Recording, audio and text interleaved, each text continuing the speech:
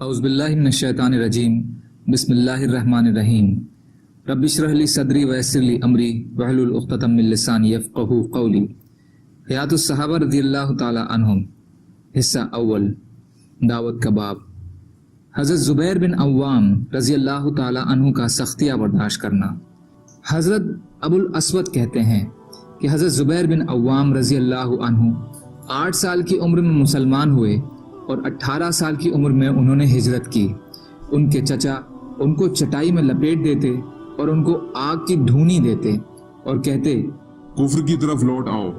हज़रत ज़ुबैर रज़ियल्लाहु ताला अन्हु कहते, मैं कभी काफिर नहीं बनूंगा।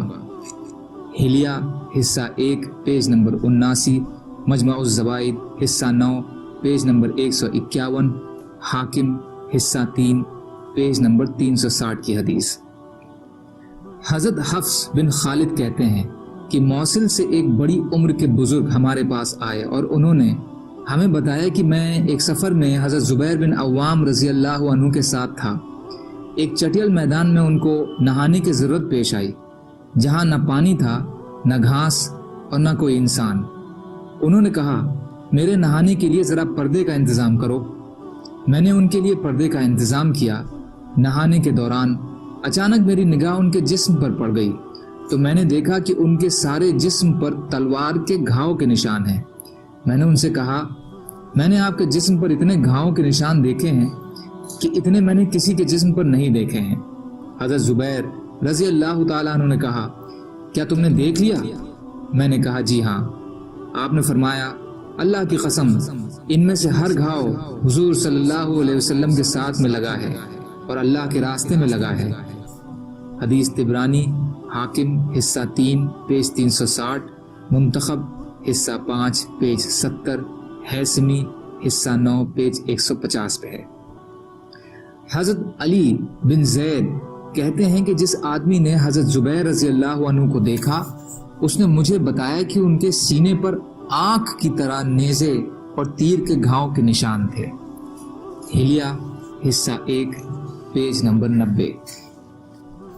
अल्लाह के रसूल सल्लल्लाहु अलैहि वसल्लम के मुअज्जिन हज़रत बिलाल बिन रबाह रज़ियल्लाहु ताला अन्हु का सख्तियाँ बर्दाश्त करना।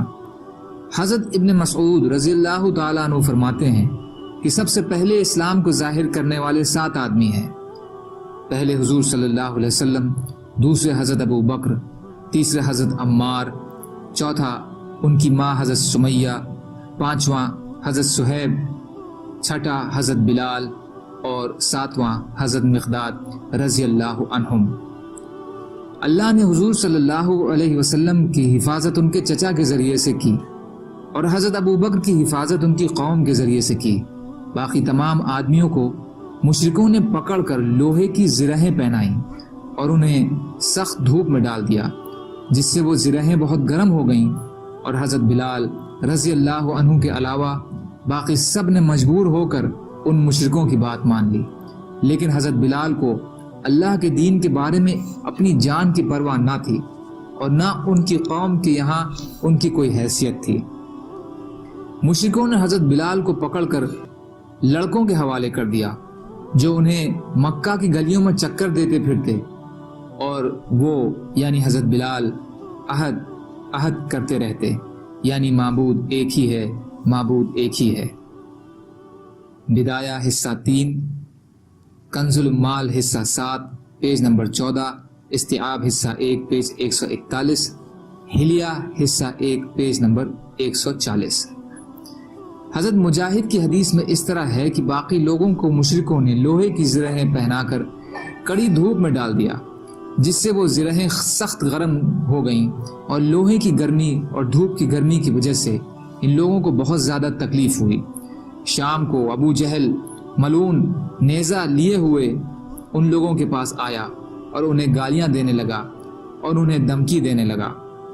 हज़रत मुजाहिद की एक और हदीस में यूं है कि मुशरिक हज़रत बिलाल रज़ियल्लाहु ताला अन्हु के गले में रस्सी डालकर मक्का के दोनों अख्शबैन पहाड़ों के बीच लिए फिरते थे। हदीस इब्ने साद हिस्सा 3 पेज नंबर 166 पे है। हज़रत उर्वा बिन ज़ुबैर रज़ियल्लाहु ताला अन्हु फरमाते हैं कि हज़रत बिलाल रज़ियल्लाहु ताला अन्हु بنو جمح قبیلے کی ایک عورت کے غلام تھے اور مشرک ان کو مکہ کی تپتی ہوئی ریت پر لٹا کر تکلیف پہنچاتے اور ان کے سینے پر پتھر رکھ دیتے تاکہ ان کی کمر گرم رہے اور یہ تنگ آ کر مشرک ہو جائیں، لیکن وہ عہد کہتے رہتے۔